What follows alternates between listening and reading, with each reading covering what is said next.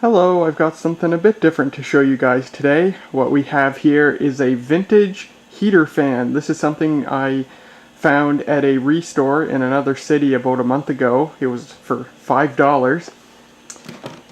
It is a Seabreeze Electric model SF8 heater fan, and I have no idea when it was made, but just based on how it looks, my guess is the 80s, maybe the 90s, but I really have no clue. There's not even any date codes inside it. But yeah, this is your general, very basic heater fan. You can see the fan blades in there. And it's got 3 heat settings, 600, 900, and 1500 watts, in addition to a fan-only mode, which I think is really nice. I think not enough heater fans have that feature. And this is so basic, as you can see, it doesn't even have a thermostat. There is no thermostat in this. You get just the 3 heat levels and nothing more, which I think is actually kind of interesting. I don't know if I've ever seen a fan heater that lacked such a basic amenity as a thermostat. I think it's kind of funny. When I bought this thing, it was very filthy and it only partially worked. The fan worked just fine, but it put out absolutely no heat. I have since fixed that and it heats very nicely. I'll show you how I've fixed that. It's just a temporary fix. I haven't done a proper fix yet, but I'll get to that eventually. And it's in okay shape. As you can see, it's very yellow.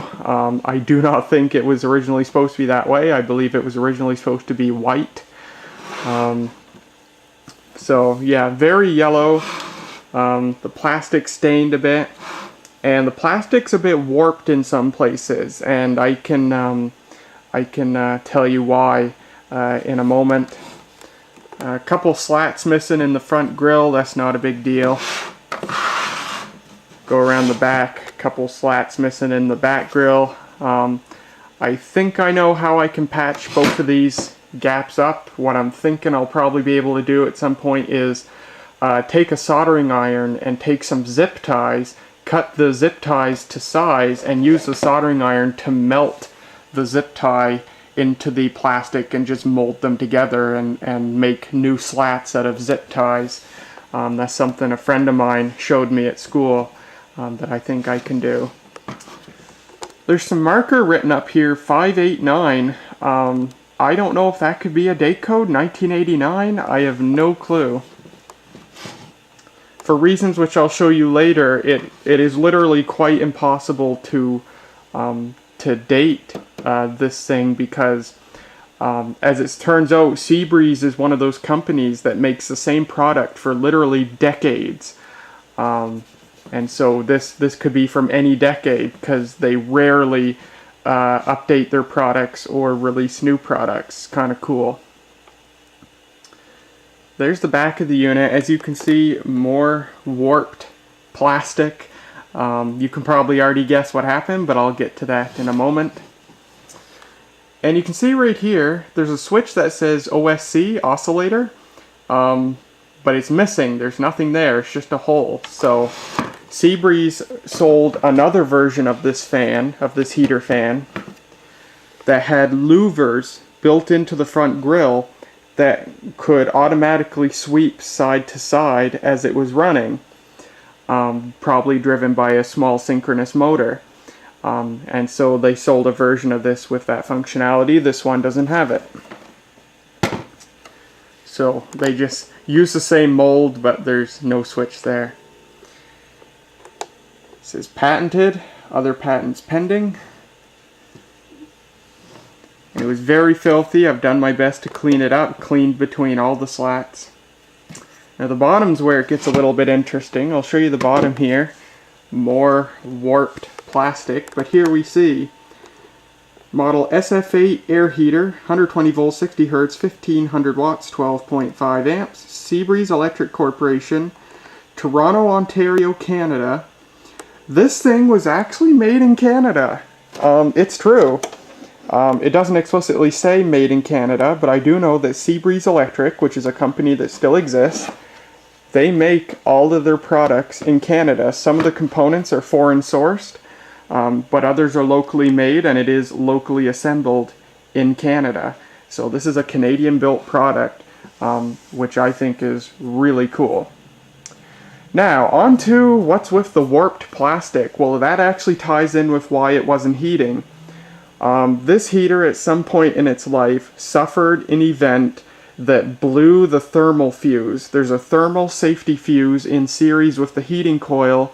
If something happens that causes the heating coil to overheat, basically if the fan stops, or if something obstructs the heater and air can't exit it, or something obstructs the back and air can't get in the back, the heating coil will start getting hot because there's not enough airflow.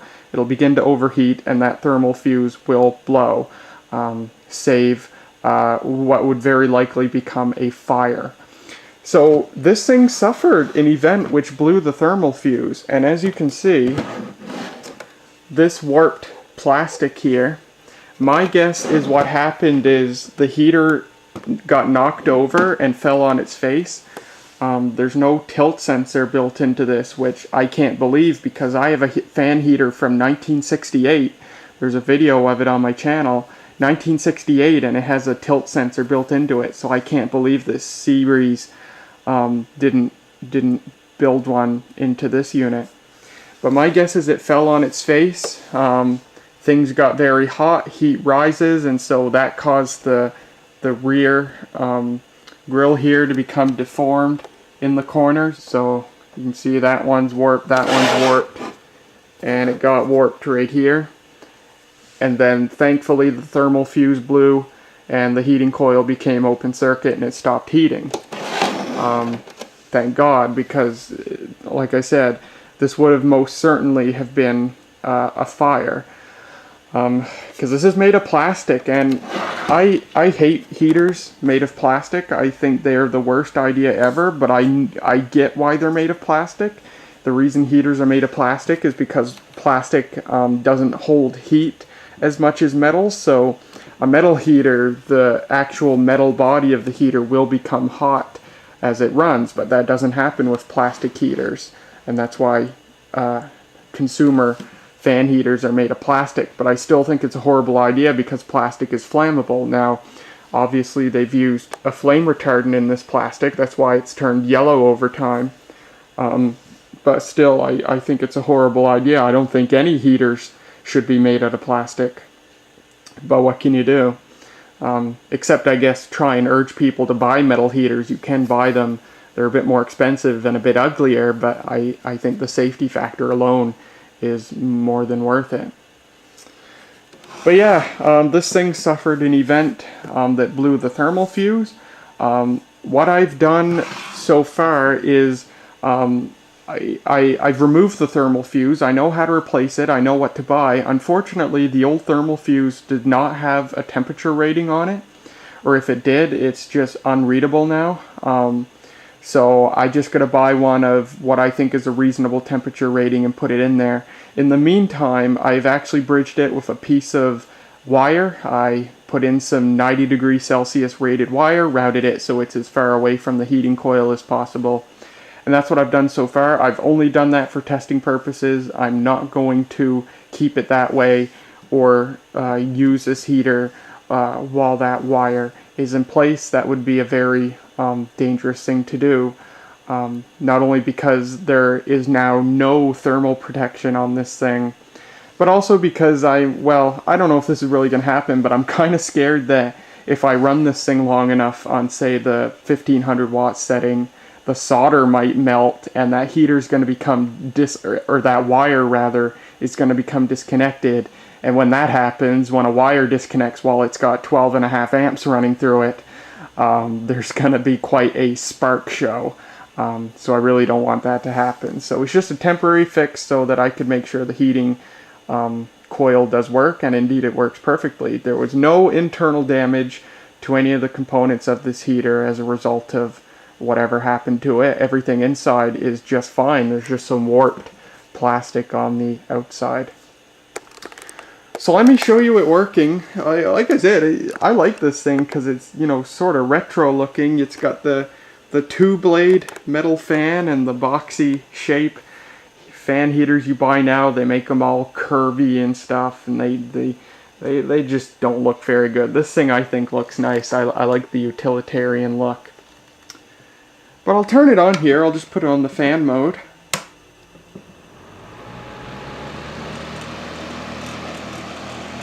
And miraculously, the fan did not have to be lubricated. The fan spins very freely. I haven't touched it. No need to.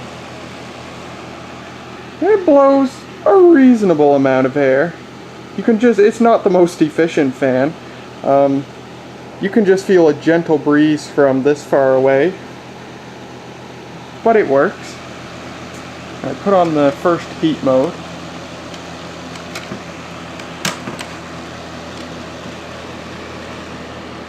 And the first heat mode, the 600 watt mode, is actually quite nice. It's just lukewarm, lukewarm air coming out. It's actually quite nice. Now if I put on the second heat mode, and I turn night shot on, oh, there you go. If I obstruct it a little bit, it gets warm enough that you can see it.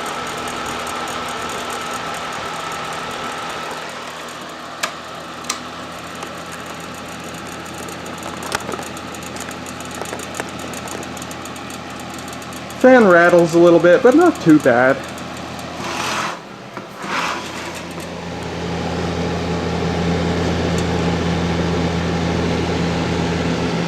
Oh, I can probably show you the coil right here.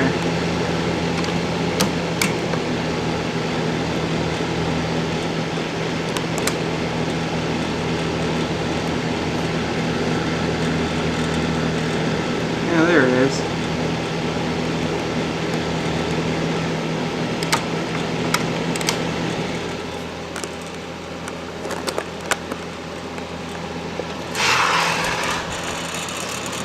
Now I'll turn it off.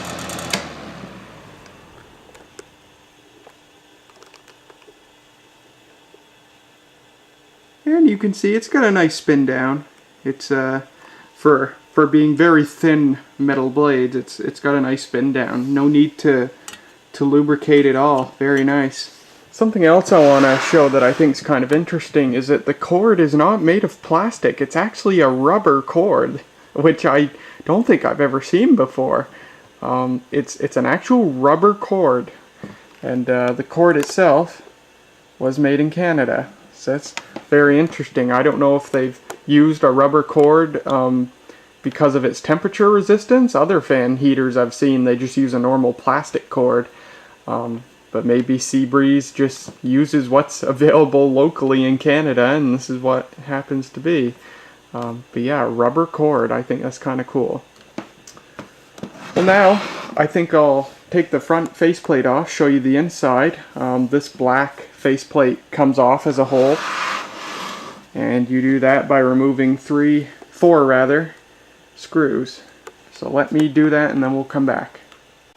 Well, once you get the front cover off, here's what you have inside. 2-blade metal fan. And the heating element is just a nichrome wire that runs all the way around, and there's another row in the back. And got the wires that tap 2 different places on the coil to provide 900 and 1500 watt modes. And the wires for the fan run in behind there. And there's a switch up there. And right here is where the thermal fuse used to bridge across. See if I can get a better focus on that. So yeah, right across from what's in the center of the screen now to what's in the center of the screen now, that's where the thermal fuse bridged. So what I've done is I've just soldered a wire from there up to there. That was the easiest place to solder it. 18 gauge wire, which is good for 16 amps for 90 degree rated wire, which this is, and it's only going to have at most 12.5 amps running through it, so that's totally fine. And yeah, you can see right there, shaded pole motor that powers the fan, and the fan and the heating coil, or the heating coil is shaped like a donut, and the fan motor just slots in the middle, and it's all held together with these two screws in the back. And you know, everything about this fan just seems so cheap. You know, we like to admire locally made products. I certainly do, as much as the next person. I get especially excited about something like this that's made in Canada. But the thing about local manufacturing is it doesn't always mean you're going to have the best product, and it's especially hard because in this day and age, people are not willing to pay as much for products as they were in decades past. And of course it costs more to make something locally than to contract it to China or whoever. And so when you make something locally in modern times, it's especially hard now because you have to make it even cheaper than the Chinese would make something similar to meet the same price point. And so the thing with Seabreeze is that although their products are made in Canada, they still are made in Canada. Believe it or not, which I think is awesome. But the problem is, although they have and still do make their products in Canada, the construction just looks cheap, it feels cheap. You know, I mean, the components are fine. Like that switch up there, that switch was made in the USA, which is kind of funny. But, you know, when I look inside this thing, you know, it's totally fine. It serves the purpose. There's nothing inherently wrong with it. It just seems super cheap compared to my also Canadian made Viking heater from 1968, which I have a video of on my channel. That thing feels really quality. This thing in comparison just feels so darn cheap. And I'm not the only person to have this opinion on Seabreeze's products. I've read other opinions on Seabreeze's modern products where people say they just expected more for a Canadian built product. Like I said, it's not horrible, it's not inherently terrible, it's just not what we'd expect for locally made. In fact, I read one account from somebody who owns a store, and he purchased a pallet of Seabreeze heaters to stock in his stores, and he said he looked at all of them, and they all had various manufacturing defects that was different for every single unit. Some of them had molding defects, some of them had fans that rattled, and some didn't, and some had fans that vibrated because the blades were not perfectly shaped and others didn't. The quality control is just so loose in Seabreeze's products. You know, all in all, it's not a terrible product. It's just not what one would expect for being made in Canada. So what I'll do here is just turn it on so you can see it running with the cover off. You get a lot more airflow with the cover off.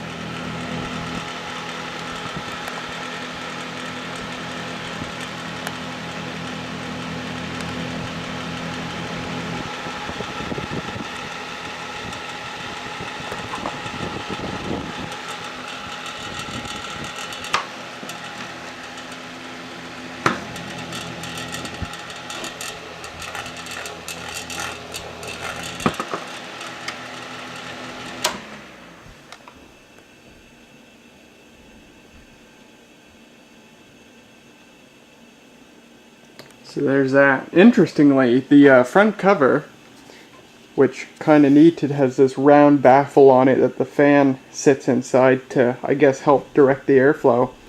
Interestingly, where the plastic casing of the unit itself is a little on the flimsy side, the front cover and grille is made of much heavier plastic. It's the best built piece on the whole unit. It's very thick, heavy plastic, quite nice.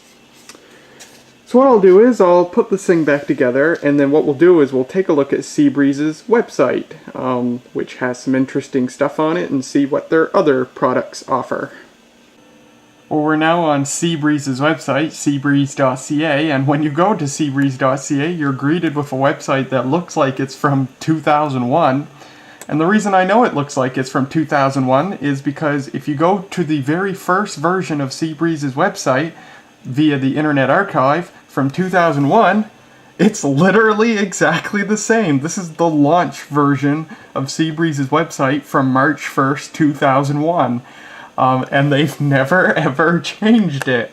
So let's take a look and see what they've got, what they're selling these days. We'll start with heaters, since that's what we're talking about. Now their heaters today have this technology that they call Smart Thermoflow. Well, it started off as just Thermoflow, and then later they had Smart Thermoflow. Thermoflow is basically a technology by which, when you have the heater on the lower heat modes, say the 600 or 900 watt modes, the fan slows down accordingly. And the reason for that is so that the heat exiting the unit feels just as hot as it did on the 1500 watt mode. There's just less air coming out.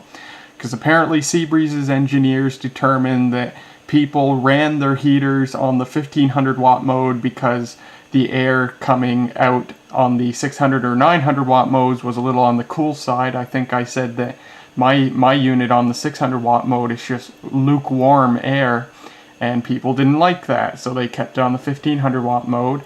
And what they're saying is that by slowing the fan down, making the heat a bit warmer when it exits the machine, it makes it feel like that there's no less heat coming out of the unit, and people will be more inclined to run them on the lower heat settings and save energy.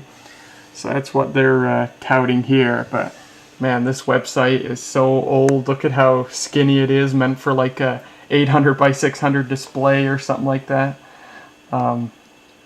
So let's see what they're selling. So the Smart Thermoflow models, they have this one, the SOH7000 TA. We'll start with this one. It's the SF6000 TA, which I guess is their entry-level desktop heater, basically the spiritual successor to my unit. There it is, and it's got the Smart Thermoflow. It's got a thermostat. And so what the Smart Thermoflow does is it engages the lower wattage modes automatically when the thermostat is triggered.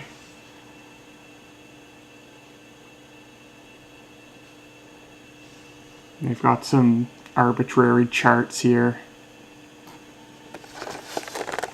The slower fan obviously makes the heater quieter. And it says the no-glow high-tech heating element is just a nichrome wire. Delivers 5120 BTUs of heat. No other portable 120 volt heater delivered more heat. I don't know if that's true or not. If it is, that's pretty cool. And, there it is there. And then, so that was the SF6000 TA, and then a slightly fancier version is the SOH7000 TA, which is the same thing except it's got the oscillating louvers. That you can see, 4 oscillating louvers, and they call it heat sweep, and apparently it's patented. Everything they say, every feature is patented. They really love their patents. 45 times per minute with 4 enclosed louvers. No external moving parts.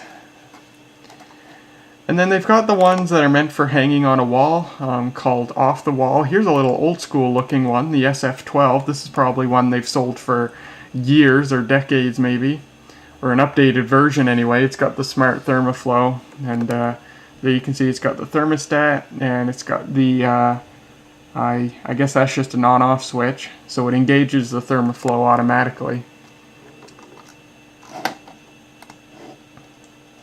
And then this one is what could be considered a modern version of the one I've shown you in this video today. It's the SF8T, and basically it's the same thing except the control panel's been moved to the front, and it has thermoflow, not Smart Thermoflow, just the normal thermoflow. So it's got an on-off switch and then a separate low-high switch. So it's got 2 heat settings, 1000 watts and 1500 watts. And as you can see, it's a pretty cool looking unit. I like the retro look of it. I've been looking online to see who sells these, and every single website I went to, Canadian Tire, Walmart, Amazon, other retailers, they all said out of stock. So I'm wondering if they don't sell the SF8T anymore. Maybe they've recently stopped selling it because it's an old school model that doesn't have the Smart Thermoflow. Which is too bad. If it was cheap enough, I'd actually buy one just for the sake of having one and reviewing it, but oh well. And then they sell some other old schoolish ones, the SF12 ST, which is another one of the off-the-wall models. This one just has the normal thermoflow. And then the SF11T, which is a normal desktop model. This is pretty much the most basic heater they sell now. And there's actually a video on YouTube from a woman who claims to have bought 2 of these, and both of them, I forget what happened, I forget if they overheated or what, but something happened to both of them and they became inoperable, and she just threw them away. She bought one, it happened, she threw it away, she bought a second one and it did the same thing. So yeah, the quality control is not the tightest. So yeah, sounds like this unit is probably not a good one to buy, just from what I've seen in that video. So that's the heaters they sell, 7 models, possibly this one discontinued, but I don't know. And then for fans, and from what I've heard, I think it's this fan right here, the Cool Sweep. They've apparently been selling it since the 70s, and they've never changed it. It is exactly the same as it was in the 70s, which is incredible. So yeah, cool Sweep. Fan for all seasons. So that's got the louvers that sweep back and forth. 2 speeds. 85 watts. Holy cow. It's one powerful fan. Then they have the Turbo Air, which is also, I think, another one that they've been selling for decades. Turbo PT. And yeah, you can buy these places like Canadian Tire, Walmart. I think they're a bit harder to come by now than they have been in the past. I think just because they're a small company, I think now retailers tend to go for the larger brands, Holmes, Airworks, those types of people. So it's too bad. But that's a look at Seabreeze's website. Now if we look at the 2001 version, so they sold some different models 17 years ago. So here they have the SF5, 1500 watt, 5120 BTUs, straight flow heater fan. So that looks like probably that's probably the most basic model. It appears to be just like the SF8, except the controls are on the front. There's no thermostat. It's just got the fan, 1, 2, 3 heat modes. 500, 1000, and 1500 watts. Maybe that's what mine is. I figured mine was 600, 900, 1500, but maybe it's 500, 1000. And then the SF6, which adds a thermostat. Then there's the FS10, which I don't know what the heck the difference is. Infinite thermostat with freeze guard setting. What the hell's the difference? It's got a nice stand on it. Maybe that's the difference. The 6 has no stand and the 10 has a stand. I don't know. Then the SF12, which hangs on the wall. SF12S, which hangs on the wall and gives you an outlet. The SOH300W, which appears to be in the same case as my SF8. It appears to be the exact same case, but it's got what looks like a thermostat on top. And it's got the louvers, so that's probably the closest thing to mine that we're going to see here. And then the SOH3003, which, what's the difference? It's black, I guess. Euro black case and grill. So I suppose that's the only difference. And then the SOH3003C, which is a wall model with auxiliary socket. So that's the heaters they were selling in 2001. If we go into fans, same 2 models, the Turbo Air and the Cool Sweep. They just didn't have the Turbo PT yet. There you go, exactly the same. So yeah, that's a look at the oldest version and the current version of Seabreeze's website. That's pretty neat, I think. Well, that's about all there is to show of the Seabreeze SF8 heater fan from sometime in the past. I don't know when, 1980s, 90s, no clue, because they rarely update their products. But yeah, I think it's a pretty neat, if basic, heater fan. I like the retro styling. I like how basic it is. And it gave me a little bit of a fun project. My boyfriend and I were on a call, and he watched me as I put it took it apart and fixed it and put it back together and tested it. So it was a couple hours of fun. And yeah, I think it's really cool. I'll keep it. I'll use it. However, and I can't stress this enough, because this thing did suffer an event which blew the thermal fuse and slightly deformed the plastic casing, I can't with good conscience ever give this or sell it or whatever, let it go into possession of anybody else.